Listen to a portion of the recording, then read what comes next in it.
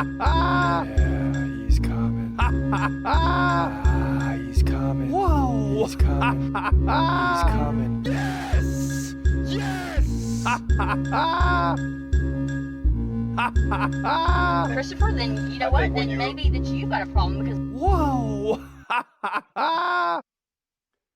Yes, it's true. We all got problems, but no bigger problem than the national debt. But remember what I told you, you cannot talk about the national debt without talking about GDP. So we're going to get into Trump versus Jerome Powell, or really Trump versus the Fed. And then we're going to jump into a little bit of college football, specifically Alabama versus Florida State, and how this game is going to play out. If anyone can really make a guess, because in college football, we don't know what, just like football all over, you don't know what's going to happen until the season kicks off. Welcome, I'm Chris Cross. This is episode 3. Let's get it rolling. Now, why are things heating up between Trump and the Fed? This was already building before he won the election. It's even bigger after he won the election, right? Because their presidents often collide with the leader of the Fed. Right now, that's Jerome Powell, who actually was put into office by Trump, right? But you got to remember, this is a private company. Trump can't just fire Jerome Powell, although they're making cases of things that he'd have to do to make that happen. It wouldn't be a good look, and Powell's time or term is running out. I believe it's a 10-year term that started in 2016. That's getting ready to come to an end. So Trump coming into office, and if you go back to episode 1, the reason we started the very first podcast with debt to GDP is you can't talk about either one separately. I mean, you can, but you got to make the correlation between both. The debt is always going to go up. I mean, it's not like your household debt that you can pay down. The debt is always going to go up. There's not enough money on this earth in terms of dollars to pay down the national debt. So at this point, you're managing the national debt. All right. Trump knows this, and therefore his main agenda is to build the economy, right? Debt versus GDP. GDP is the economy, right? If the economy can outpace debt, then you're bringing down that ratio, which is 120% right now, which is not sustainable. And they're predicting by like 2050, roughly over the next 25 to 30 years, that it's going to surge at over 150%, which is going to cause us major problems in the country as far as being able to borrow. The interest rate will get so high that it's going to eat up most of our taxes. That's a major problem. Okay. So that's that. So Trump wants to build the economy. This is why he got the big, beautiful bill passed, right? Keep taxes low, try to, continue ramping up employment and jobs. Then you see immigration. He's trying to track down people that came across the border during Biden's administration and get them out. Okay, he's trying to fix the country, but in terms, really, it all comes down to the economy. Follow the money, right? A lot of times there's distractions along the way. I mean, you got all types of distractions right now. Epstein, MLK Jr., just loads of distractions. But it really, if you keep yourself calm, it all comes down to the money. And Trump has got to get this economy going. Now, he did it in the first term. He leveled off the debt to GDP ratio, flatlined it really, until COVID hit, and then all types of spending had to happen, and it destroyed the 4-year period for him. So now Trump 2.0, trying to get the economy going, try to get the economy booming. Now, he can't do it necessarily as quickly as the first time, because the first time they got the tax cuts done, and that was a boost. This time you're just trying to keep the tax cuts, right? And if they didn't pass the big, beautiful bill, regardless of all the stuff you've heard, it's going to destroy this and destroy. The fact of the matter is, your paycheck would have went down, okay? And all those concerns and stuff that you hear when you get your paycheck and it drops by $100 to $200, then you're going to start asking questions. Trump protected us from that, thank goodness, and got that thing passed. Is it perfect? No. But the bottom line is the thing passed. And there's a lot of big things coming up in terms of the economy with the Olympics and the World Cup. And, then you see Trump trying to do the UFC at the White House, although that's a minimal economic bump, right? Because the UFC is traveling all the time anyway. But the World Cup and the Olympics will be a big boost to our economy. So Trump's main agenda: boost the economy, outpace GDP, bring down the debt to income ratio close to 100%, which is still not great. But right now you're at about 120, 121%. So this is why he's at odds with Powell, because he's got interest rates maintained low, or tax rates maintained low. He wants Powell and the Fed to lower interest rates, which are what, between 4 and 4.5% right now without looking, okay? Which are still relatively low considering. But Trump wants them lower because he needs to boost this economy, and the Fed's worried about inflation, and there's butting heads there, and who knows how the Fed really feels about Trump and his administration anyway. They could drag this thing out for 4 years and, keep interest rates where they're at, which means the economy really can't get booming the way he wants. So what is he doing? How's he trying to boost things and create more income as well to not balance? You can try to balance the budget, but that's only going to last for so long. But to bring it closer to balancing the budget, enter tariffs, right? Tariffs is the way that you can bring more money into the country. And in terms of debt, again, we're not going to end the debt ever again without drastic measures. And then we'll face a depression, the likes of which we've never seen. Forget the Great Depression. You got to put another word great in front of it. So that's not going to happen. I mean, only one president really made it happen, right? Only one president made it happen. That president was Andrew Jackson. Andrew Jackson paid off the U.S. national debt in 1835 by aggressively reducing spending, selling off federal lands, okay, and generating revenue through, tariffs. He also eliminated the Second Bank of the United States, which had previously held government deposits, and distributed the surplus to the states. This marked the only time in U.S. history that the nation was completely debt-free. Okay, and that's not going to happen again, unless you get you think Trump is that drastic. Andrew Jackson was drastic. Lincoln with the greenbacks, drastic. Okay, total war with the banks, with the Fed. No Fed yet at that time, but total war with the banks. And then what happens is, they're just going to deflate the economy. I think the 25, 30 years after the Civil War, they took it all the way down to $6.70 per person. That's all the money that existed. You just eliminate the money and you create a depression, and people will be begging to be back in debt once again very quickly. That's just how it's gone through the time.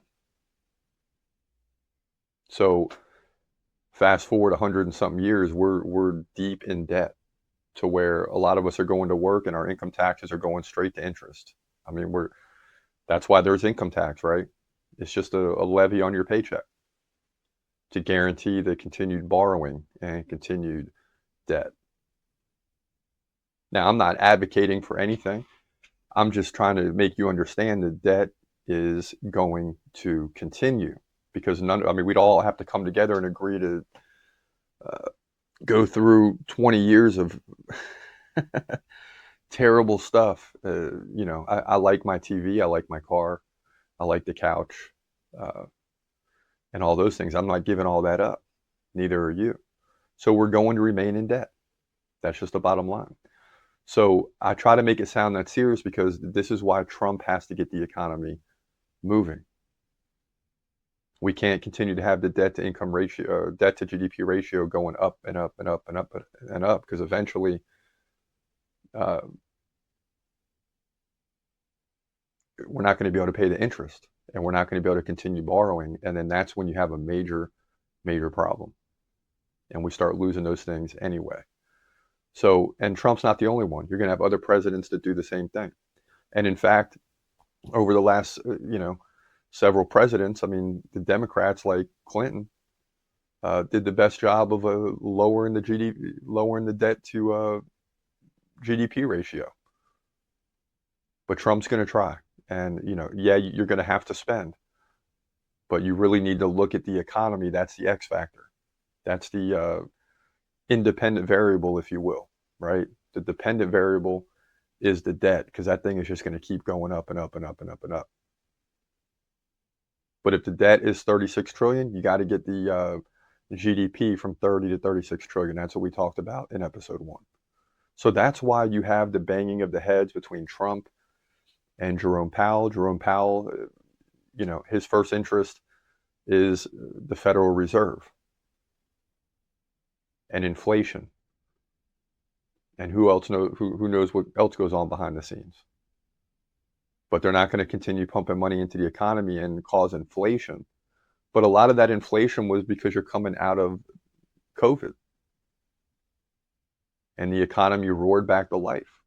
So now we're several, years removed from that. And now it's time to lower interest rates and get this economy booming. And then you can pull back later. And all it is the interest rates go up, then they level off, and then they come down. Then they level off, and they go back up. And this is how the Federal Reserve keeps a balancing act over the country. And remember, this is a private entity. Federal sounds great, but it's not public, it's private. And therefore, they're going to do what they want to do. And listen, Trump, if you don't have control of something, there's going to be some kicking and screaming going on. And that's what's happening right now, because Trump has no control over the Federal Reserve interest rates. So that's where we're at. Expect it to continue to be fun to watch, but really watch whether Trump can get this economy booming. The first sign of life, remember they were talking about recession, because we had a negative GDP in the first quarter, which Trump only had 2 out of 3 months in that first quarter. In Trump's first full quarter now, it went from negative to close to 3% GDP increase. That's with tariffs and all that. So as far as tariffs causing inflation and being a problem, no, it's pumped some money into the country. That's a good thing. Businesses loaded up on product, and then now in the second quarter, they're selling that product, and therefore we're seeing some changes. Now, how will it play out in the second half of the year? I mean, listen, the bottom line is if the Republicans want to win the midterms, they're going to have to boost this economy, and they need Trump to do his thing. And that's what he's trying to do. And right now it's headed in the right direction, and passing the bill, the big, beautiful bill, whether it's good or bad, was helpful, because now that's in the past and we can start looking forward without that on our back. So that's where the country's at right now. All right, now for the fun part of the show, right? Yeah. Sports, baby. Sports. What is happening? The NFL training camp is getting ready to kick off. In MMA, you just had UFC 318 this past weekend. 8 straight decisions to end the night. Not great, but it was fun to watch. And then also, college football is getting ready to start too. And that'll start before the NFL. In fact, there's a huge, huge game to start the season. There always is in multiple areas, in multiple settings. I mean, North Carolina, TCU, Bill Belichick, right? You got a bunch of games going down to open the season, but I don't think any is going to be bigger than Alabama versus Florida State. I've been a huge Florida State fan since I was a kid, and things seem to be unraveling right now. We had the undefeated season. We got robbed from going to the playoff, and then boom, the team dismantles, and then we have to play Georgia in a bowl game, which we should have never played, because 70% of the team is gone and we got throttled. And people think you're seeing the same team. No, the college football, by the time you get to the bowl game, that half the team's gone. Okay? That's just the way it is. Like, if you don't make the playoffs, those teams that don't make the playoffs, you're already rolling into the next year. So it's like a preseason game at this point in a bowl game. So the team dismantles. Florida State looks terrible last year. Brings in DJ whatever, Uli Ungalale, or however you say it. Had high hopes because it's Florida State football, just terrible, god awful. And the team has a losing season. Pathetic. Now we got big hopes again with Castellanos coming in from BC to lead the Seminoles this year, Florida State. I'm excited about him, but what I'm not excited about in a matchup against Alabama to start the season is you don't have time to get things rolling, right? You have to be rolling right away to beat Alabama, and that's going to be tough. Florida State football with Bobby Bowden, and this is before, probably why Nick Saban left too. I mean, this is before all the NIL stuff and people transferring every year, and it's wide open. Florida State was one of the best at building the team from freshmen to seniors. From freshmen to seniors. Very difficult to do that nowadays. Very difficult. You got people transferring out. You bring in people in to salvage the season, right? 2 years in a row, you're bringing in a senior quarterback. You don't get to work with them. You don't get to build them in your offense and program. This is a major problem for Florida State and in all college football, and you can't avoid it. Because if you just sit back and say, you know what, we're not getting involved in this, we're going to build our team from the ground up, some of these players are going to leave. Some of these players that are backups are going to leave because they want, even if it's at a little bit of smaller of a program that's not going to be as good, because they want to be the starter, they want to get that money. So Florida State football is going through a major change. And this is why Mike Norvell had that undefeated regular season, did great, all that. But in this changing era, the coach you want would have been Deion Sanders. And Florida State can make the case they didn't really know what he was capable of before, but he was an alumni. I mean, Deion Sanders is going to be the best in this current generation. I mean, look what he did with Colorado in just a year or two. Completely transformed the program because he's able to bring in people and recruits right away. And then those recruits remain loyal, right? That's hard to find right now. And that's Florida State football in the past with Bobby Bowden. And Jimbo Fisher at least continued it because he got it at a tight. He continues, able to continue it and navigate it for a while before he up and left. But this is a crazy matchup to start the season, especially coming off just a god-awful season last year. And you got to play Alabama first. I'm going to be going into the game like I do with everything, preparing for Florida State to win. But I may be in for a letdown. Right now, the odds are Alabama, 12.5-point favorite. Coming into Doak Campbell, coming into Florida State. So that's the way that looks. But, man, I'm looking forward to the season kicking off. I'm looking forward to football beginning. I would rather Florida State play Prairie View or something in week 1. 1-0 against a nobody is better than 0-1 against somebody. But we did see some cracks in Alabama last year. They were 9-4, not like 11-1 or 12-0 or 10-2, right? They were 9-4. And this could be a year that Alabama falls off the cliff with Nick Saban now out a couple of years and players leaving, new players coming in, all that type of stuff. 9-4, they could fall to 7-7, right? 6-7, 7-6 real quick. And can Florida State capitalize? That's going to be the question. But how Mike Norvell still has a job there after the god-awful record last year, it's hard to understand. But that's the way it seems right now. It's just hard to understand. If you have a losing record at Florida State, unless it's your first year and it's like 6-7, man, I don't care what you did the previous year, you got to go. I mean, you got to go. So we'll see if they can bounce back this year.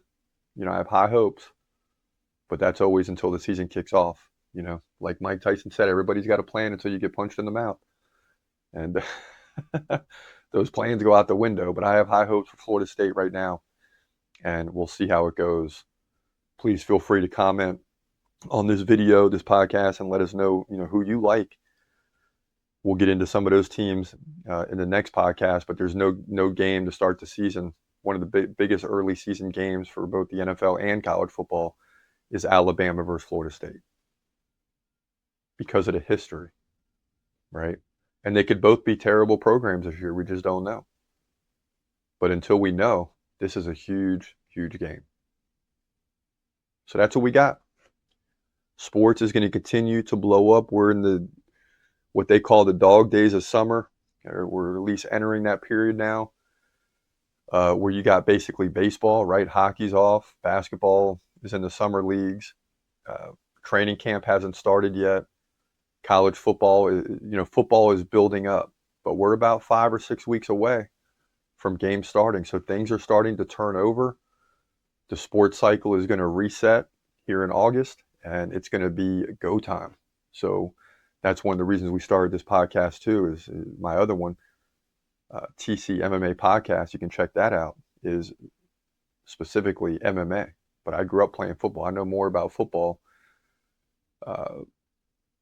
than I do MMA as far as technique and strategically and all that. So I want some freedom to talk about football, which we're really going to be able to do this year on this show. But of course, there's a news element as well. And that's why we got into Trump versus the Fed. We're trying to just enlighten you on why that is a big deal and why Trump wants to see changes and things of that nature. That's just the way it goes, So we'll get into news and sports as we go forward. Appreciate y'all listening. It's your boy Chris Cross. Have a great day, and God bless. As always, peace.